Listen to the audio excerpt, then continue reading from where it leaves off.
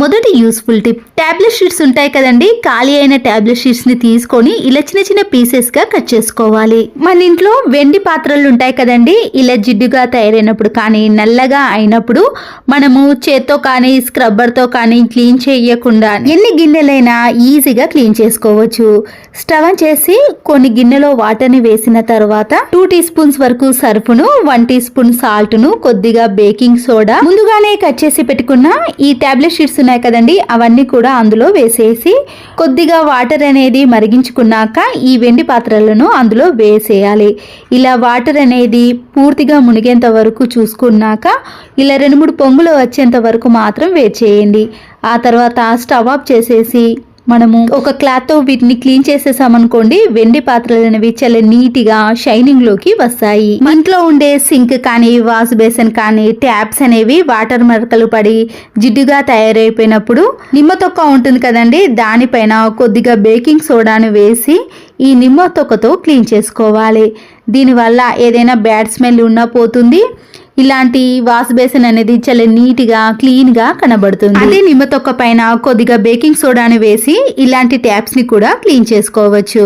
Waste అని పడేసే వాటిని కూడా ఇంట్లోకి ఇలా క్లీనింగ్ ప్రాసెస్ లో యూజ్ చేసుకోవచ్చు. పనికిరాని బిర్యానీ బాక్సులు కానీ పగిలిపోయిన ప్లాస్టిక్ బాక్సులు ఉంటాయి కదా, వాటిని తీసుకొని మేకును కొద్దిగా వేడి చేసి ఈ బిర్యానీ బాక్స్ యొక్క కింది భాగాన చిన్న చిన్న హోల్స్ కానీ ఇలా మేకుతో చేసుకోవాలి.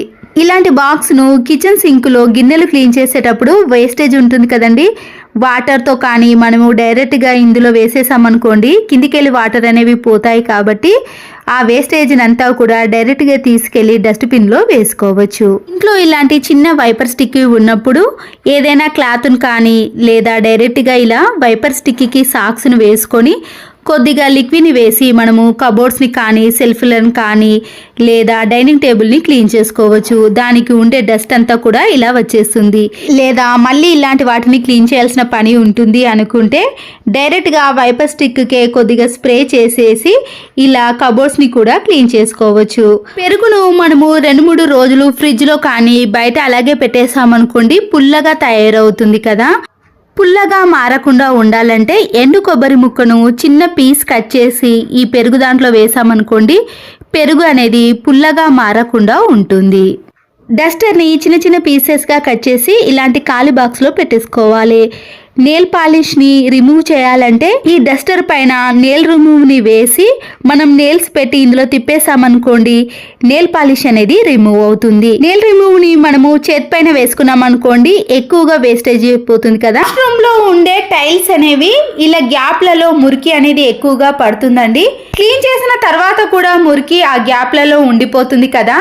ఇలా క్యాండిల్ని తీసుకొని ఆ గ్యాప్లలో మనము ఇలా అప్లై చేసామనుకోండి, ఈ క్యాండిల్ వల్ల దాంట్లో మురికి పట్టకుండా ఉంటుంది. వాటర్ కానీ సోప్ మరకలు ఎవ్వి పడ్డా కూడా అవి కిందికి జారిపోతాయి కాబట్టి మురికి అనేది అస్సలకే పట్టదు. మనం క్లీన్ చేసినప్పుడు కూడా చాలా సులువుగా క్లీన్ చేసుకోవచ్చు. ఈ టిప్ నచ్చితే మాత్రం ఒక్క లైక్ ఇవ్వడం మాత్రం మర్చిపోకండి. ప్రెషర్ కుక్కర్ ఒక్కొక్కసారి విజిల్ సరిగా రానప్పుడు మనము ఇలా నిడిల్ సహాయంతో ఈ చిన్న హోల్స్లో ఇలా గ్యాప్లో మనము ఈ నిడిల్తో క్లీన్ చేసుకున్నాం అనుకోండి, దాంట్లో ఉండే డస్ట్ కానీ మనము ఉడికించుకునేవి ఏవైనా అందులో ఇరికిపోయినప్పుడు అవి ఇలా క్లీన్ అవుతాయి. వీటిని ప్రతిరోజు కాకపోయినా 1 వీక్ ఒకసారి లేదా 15 డేస్కి ఒకసారి అయినా క్లీన్ చేసుకోండి. దీనివల్ల ప్రెషర్ కుక్కర్ అనేది ఎలాంటి ప్రాబ్లం రాకుండా ఉంటుంది. సరుకులు తీసుకున్నప్పుడు ఇలాంటి పెద్ద పెద్ద క్యారీ బ్యాగ్స్ వస్తాయి కదండి, మనం వీటిని వేస్ట్ అని పడేసాం. కానీ ఇలా వీడియోలో చూపించిన మాదిరిగా కవర్ పైన కొద్దిగా మల్చుకొని రౌండ్ షేప్లో కానీ లేదా డబ్బా షేప్లో మనకు నచ్చిన విధంగా కట్ చేసుకోవాలి. ఈ క్యారీ బ్యాగ్లో 5 kg వరకు ఏవైనా పెట్టుకోవచ్చు కాబట్టి మనము ఎక్కడికైనా బయటకి వెళ్ళినప్పుడు కూరగాయలకి కానీ సరుకులకు కానీ ఇంట్లో వాటికి యూజ్ చేసుకోవచ్చు. టెంపుల్కి కానీ మనం ఇంట్లో ఇలా కొబ్బరికాయ కొట్టినప్పుడు బయట అలాగే పెట్టేసామనుకోండి, బూజు కానీ కలర్ అనేది చేంజ్ అయిపోతుంది. కొద్దిగా పారాషూట్ కొబ్బరి నూనెను ఈ కొబ్బరి చిప్పల లోపట కానీ బయట అప్లై చేసామనుకోండి, త్వరగా బూజు పట్టకుండా కలర్ అనేది మారకుండా ఎన్ని రోజులైనా ఫ్రిడ్జ్లో పెట్టుకున్నాం అనుకోండి ఫ్రెష్గా ఉంటుంది. కొత్త సంవత్సరం వచ్చేసింది కదండి, మనము ఇలాంటి పాత క్యాలెండర్ని పడేసాం. కానీ వీటిని కూడా ఎలా యూజ్ చేసుకోవాలంటే నేను ఇలా ముందుగానే సీజర్తో కట్ చేసుకున్న దాంట్లో పేపర్స్ ఉంటాయండి, వాటిని పూర్తిగా కట్ చేయకుండా ఇలా బయట వరకు మాత్రమే కట్ చేయండి. ఇప్పుడు ఈ స్టీల్ దాన్ని నేను ఇలా మిడిల్లోకి కట్ చేసుకున్నాక ఈ రెండిట్లో మనకు నచ్చిన విధంగా మలుచుకోవచ్చండి. దీనివల్ల మనము హోల్స్ చేయకుండానే మేకుగా తయారు చేసుకోవచ్చు. మనకి నచ్చినవి వేసుకోవడానికి చాలా కంఫర్ట్గా ఉంటుంది. వాష్రూమ్ టైల్స్ పైన హోల్స్ అనేవి అంత ఈజీగా చేయలేం కదండి. ఇలా మనము క్యాలెండర్ని కట్ చేసిన మేకుకు మనము ఇలా షాంపూ ప్యాకెట్లని కానీ ఏదైనా బాటిల్స్కి హోల్స్ ఉన్నాయనుకోండి, ఇలా పెట్టేసుకోవడానికి చాలా వీలుగా ఉంటుంది. మనము ఫ్రూట్స్ని ఇలా నీటితో కడిగిన తర్వాత వాటర్ అంతా కూడా అలాగే ఉండిపోతుందండి. పైన ఏదైనా ఇలా నాప్కిన్ని వేసి తర్వాత క్యాప్ను పెట్టేసుకొని ఇలా 2-3 సార్లు బాగా షేక్ చేసామనుకోండి, దాంట్లో ఉండే తడినంతా కూడా ఈ నాప్కిన్ అనేది అబ్జర్వ్ చేస్తుంది. దీనివల్ల ఫ్రూట్స్లో తడి అనేది ఎక్కువగా ఉండదండి. ఇలా నాప్కిన్కి ఉండిపోతుంది కాబట్టి మనము ఫ్రూట్స్ని చిన్నపిల్లలు కానీ మనం కానీ ఇలా ఈజీగా తినవచ్చు. ఏదైనా ఒక బౌల్లోకి కొన్ని వాటర్ని వేసిన తర్వాత వాషింగ్ మిషన్లో వేసే కంఫర్ట్ ఉంటుంది కదండి, మంచి సువాసన వచ్చేది ఏదైనా వేసుకోవచ్చండి. నేనైతే ఇక్కడ కంఫర్ట్ని వేస్తున్నాను. దానితో పాటు కర్పూర బిళ్ళలను కూడా వేసి ఇలా వాటర్ అంతా షేక్ చేసిన తర్వాత మనము ఇలా స్ప్రే బాటిల్లోకి వేసుకోవాలి. మనం వేసిన కంఫర్ట్ అనేది పూర్తిగా కరిగిన తర్వాత మన ఇంట్లో బెడ్రూమ్లో కానీ హాల్లో కానీ ఇలాంటి కర్టెన్స్ ఉంటాయి కదండి, డోర్ కర్టెన్స్ కానీ లేదా విండో కర్టెన్స్కి మనము ఇలా స్ప్రే చేసామనుకోండి, ఆ రూమ్ అంతా కూడా 24 అవర్స్ అనేది మంచి సువాసన అనేది వస్తుంది. దీంతో మీరు ఇలా విండోస్కి కూడా స్ప్రే చేసుకోవచ్చు. సంత్ర తొక్క ఉంటుంది కదండి, మనం తిన్న తర్వాత ఈ తొక్కని పడేస్తాం, కానీ ఈ తొక్కను మనము ఇలా ట్యాప్స్ పై ఉండే వాటర్ మరకలు కానీ సోప్ మరకలు ఎక్కువగా ఉన్నప్పుడు ఎలాంటి లిక్విడ్ అవసరమే లేదండి. ఈ తొక్కతోటే మనము ఇలా బాగా క్లీన్ చేసుకోవాలి.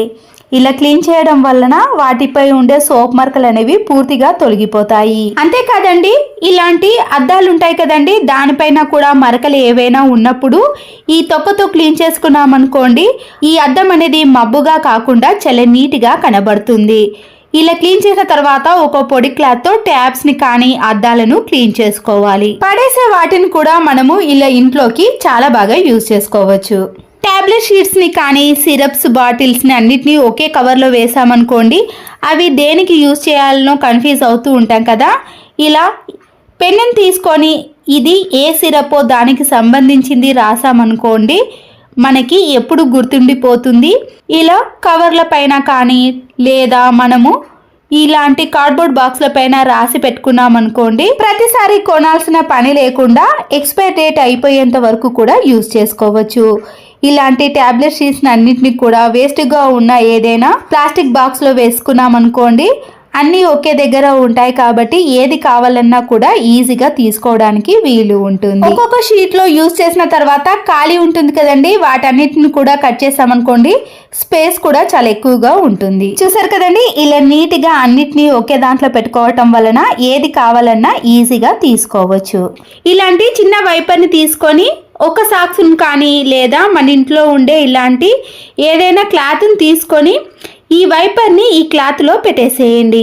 చీపురు కట్టతో క్లీన్ చేయని ప్లేస్లో కబోర్డ్లో కానీ బీరువాలో కొద్దిగా స్పేస్ అనేది ఉంటుంది కదండి, అలా డస్ట్ పట్టినప్పుడు ఇలా వైపర్తో క్లీన్ చేసుకున్నాం అనుకోండి, దాంట్లో ఉండే డస్ట్ అనేది ఇలా పూర్తిగా వచ్చేస్తుంది.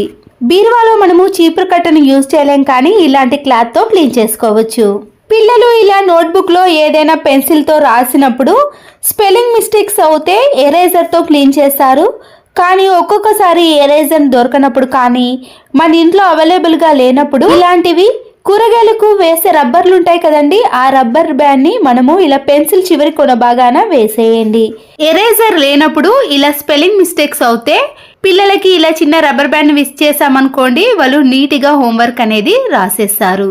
వాటర్ క్యాన్స్ ఉంటాయి కదండి, ఇలా క్యాన్ లోపట జిడ్డు పట్టినప్పుడు కానీ పాకురు పట్టినప్పుడు మనము ఈజీగా క్లీన్ చేసుకోవాలి అంటే ఈ చిన్న టిప్ని ఫాలో అవ్వండి.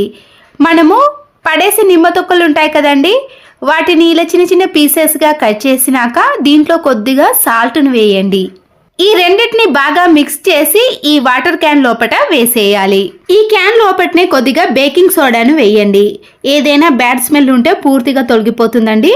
ఆ తర్వాత వెనిగర్ని వేసి ఒక గ్లాసెడ్ వరకు హాట్ వాటర్ని వేసిన తర్వాత మనము వాటర్ క్యాన్ ని బాగా షేక్ చేయాలండి. దీంట్లో ఉన్న నిమ్మ తొక్కలు కానీ సాల్ట్, బేకింగ్ సోడా ఉంటుంది కదండి, ఇలా పైనుంచి కింది వరకు వచ్చే విధంగా షేక్ చేస్తే సరిపోతుంది. చూసారు కదండి, ఇలా జిడ్డు అంతా కూడా క్లీన్ అయిన తర్వాత మనము వాటర్తో క్లీన్ చేసుకుంటే ఈ వాటర్ క్యాన్ అనేది చాలా నీట్గా క్లీన్గా ఉంటుంది. సర్ఫ్తో కానీ లిక్విడ్తో క్లీన్ చేసామనుకోండి స్మెల్ అనేది వస్తుంది. కాబట్టి ఈ టిప్ ఫాలో అవ్వండి. ఇలాంటి టానిక్ సీసాలు ఉంటాయి కదండి, మనము పైన ఉన్న 5 ml 10 ml క్యాప్ ఉంటుంది కదా, వేస్ట్ అని పాడేసాం, కానీ దీనిని కూడా చాలా బాగా యూజ్ చేసుకోవచ్చు. వాటర్ బాటిల్ క్యాప్స్ ఉంటాయి కదండి, దాంట్లో నుంచి మనము ఏదైనా ఒకటిని తీసుకొని దీనికంటే ముందుగా మనము ఈ 5 ml క్యాప్లో పౌడర్ని కానీ లేదా ఇలాంటి క్రీమ్స్ ఉంటాయి కదండి, ఫేస్ క్రీమ్స్ని లేదా కుంకుమను మనకి ఏది నచ్చితే ఆ విధంగా ఈ చిన్న క్యాప్లో వేసుకొని ఈ వాటర్ బాటిల్ యొక్క క్యాప్ని పెట్టేసామనుకోండి, మనము డైరెక్ట్గా హ్యాండ్ బ్యాగ్లో కానీ ఎక్కడికైనా వెళ్ళినప్పుడు వీటన్నిటిని వేసుకోకుండా ఇలా చిన్న వాటిలో వేసుకున్నాం అనుకోండి, మనకి చాలా అవైలబుల్గా ఉంటుంది. కింద పడిపోయే అవకాశం కూడా ఉండదండి. క్యాప్ అనేది ఇలా గట్టిగా పెట్టేసామనుకోండి, నీట్గా ఎక్కడికైనా తీసుకెళ్ళవచ్చు. ఇలాంటి చట్నీ బాక్సులు కానీ లేదా జామ్ బాక్సులు ఉంటాయి కదండి, మనము స్క్రబ్బర్తో క్లీన్ చేయలేకపోతాము.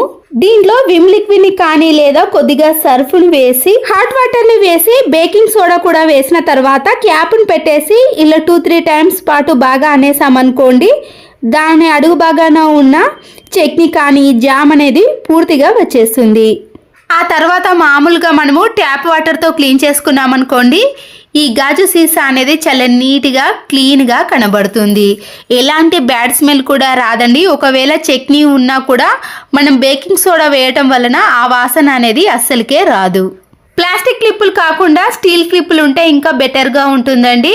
చిన్నపిల్లలు ప్రతిసారి ఇలా డోర్ వేసుకునేటప్పుడు చేతి నలగటం కానీ లేదా గొల్లెం పెట్టుకోవడం అలాంటి ప్రాబ్లమ్స్ ఉంటాయి కదా, లాక్ అనేది పడకుండా ఉండాలంటే ఇలా పైన గొల్లానికి మనము క్లిప్ను పెట్టేసామనుకోండి, డోర్లో చేతి నల్లగకుండా ఉంటుంది. పిల్లలు కూడా ఇలా డోర్ లాక్ చేసుకోకుండా చాలా సేఫ్గా ఉంటుంది. రోజంతా కూడా మనము చేతిలో ఫోన్ ఇలా పెట్టుకొని చూసామనుకోండి, మన చేతులు కూడా చాలాసేపు వరకు నొప్పి పెడుతూ ఉంటాయి.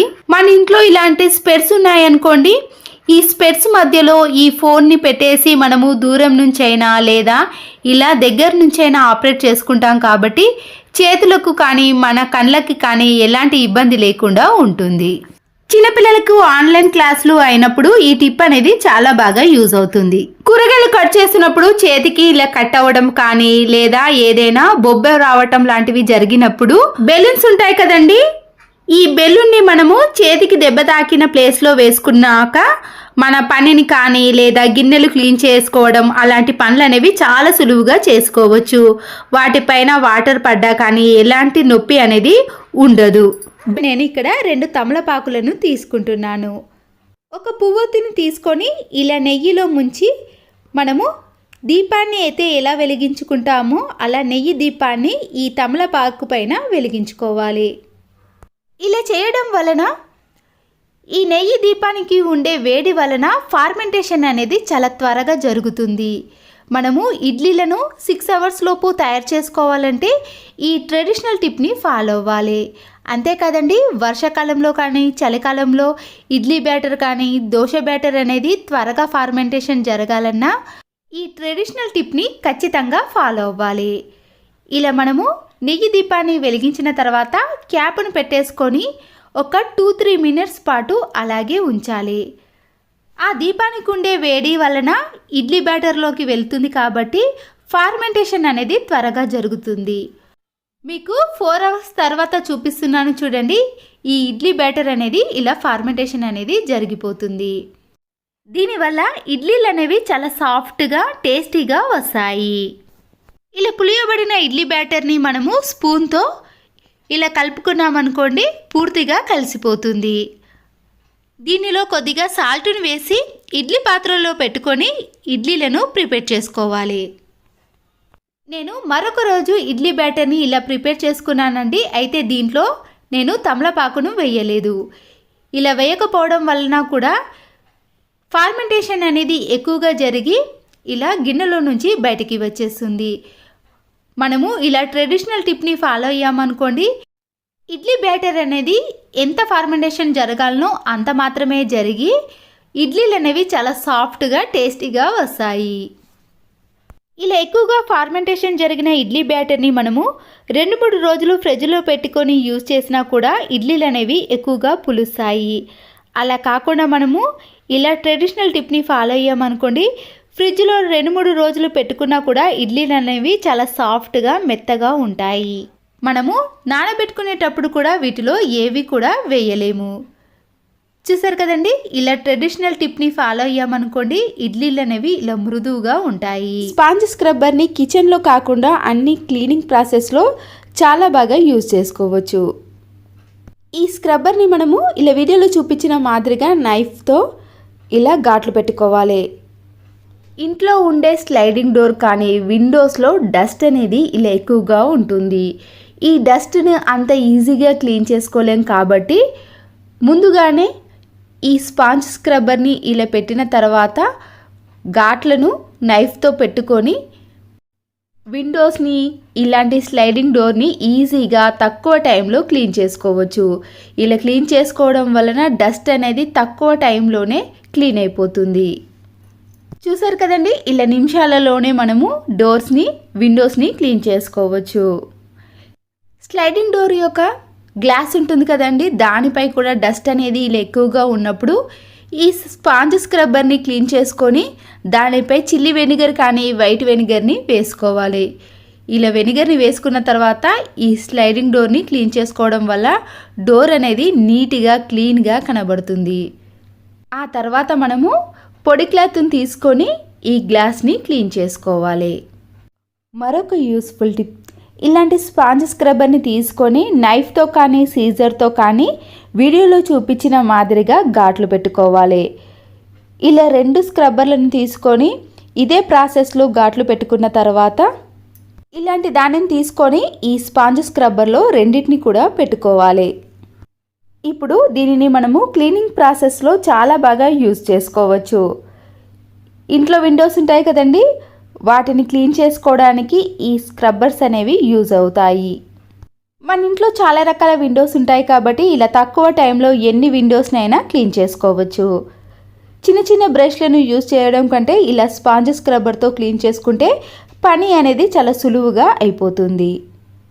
ఈ స్క్రబ్బర్కి ఇలా మధ్యలో హోల్ చేసి మాప్ స్టిక్ని కానీ లేదా వైపర్ స్టిక్ ఉంటుంది కదండి, దానిని తీసుకొని ఇందులో కరెక్ట్గా పెట్టేసామనుకోండి, ఇది కూడా మనము క్లీనింగ్ ప్రాసెస్లో యూజ్ చేసుకోవచ్చు. మనము ఫ్యాన్స్ని క్లీన్ చేయడానికి స్టూల్స్ని టేబుల్స్ని యూజ్ చేస్తాం కదా, అలాంటి అవసరం లేకుండానే మనము డైరెక్ట్గా ఫ్లోర్ నుంచే ఈ ఫ్యాన్స్ని ఈజీగా క్లీన్ చేసుకోవచ్చు. చూసారు కదండి, ఎలాంటి రిస్క్ తీసుకోకుండానే ఎవరైనా ఇలాంటి ఫ్యాన్లను మనము తక్కువ టైంలో ఈజీగా క్లీన్ చేసుకోవచ్చు. ఈ స్క్రబ్బర్లో ఇలా 2 సైడ్స్లో మనము రఫ్గా ఉన్నదానిని యూజ్ చేయడం వలన ఫ్యాన్కి ఉండే డస్ట్ అనేది ఇలా ఈజీగా వచ్చేస్తుంది. ఇంట్లో కూడా మనకి చాలా రకాల ఫ్యాన్స్ ఉంటాయి కదండి, వాటిని కూడా ఇలా తక్కువ టైంలో క్లీన్ చేసుకోండి. మళ్ళీ ఈ స్క్రబ్బర్ని ఇలా హోల్లో పెట్టేసి ఇప్పుడు మనము కబోర్డ్స్ని కానీ పైన ఉండే బూజును కానీ దులుపుకోవచ్చు. ఇలా మనకి పైన అందని కబోర్డ్స్ని కూడా ఈ స్క్రబ్బర్ తోటే క్లీన్ చేసుకోవచ్చు. ముందుగానే ఈ స్క్రబ్బర్కి కొద్దిగా ఏదైనా లిక్విడ్ని కానీ స్ప్రే చేసి అప్పుడు ఈ కబోర్డ్స్ని క్లీన్ చేసుకున్నాం అనుకోండి, నీట్గా కనబడతాయి. ఇలా మూలాల్లో ఉండే బూజును కానీ దుమ్మును కానీ క్లీన్ చేసుకోవచ్చు. ఇలా మన ఇంట్లో ఉండే 2 స్క్రబ్బర్లను ఎన్నిసార్లైనా యూజ్ చేసుకోవడానికి వీలు ఉంటుంది. ఎవరి సహాయం లేకుండానే ఇంటిని మొత్తాన్ని కూడా క్లీన్ చేసుకోవచ్చు. ఈ యూస్ఫుల్ టిప్స్ మీకు నచ్చినట్లయితే ఒక లైక్ చేయడం మాత్రం మర్చిపోకండి. ఇలాంటి మరెన్నో వీడియో కోసం నా ఛానల్ని సబ్స్క్రైబ్ చేసుకోండి. మరో మంచి వీడియోతో మళ్ళీ కలుద్దాం. Thanks for watching.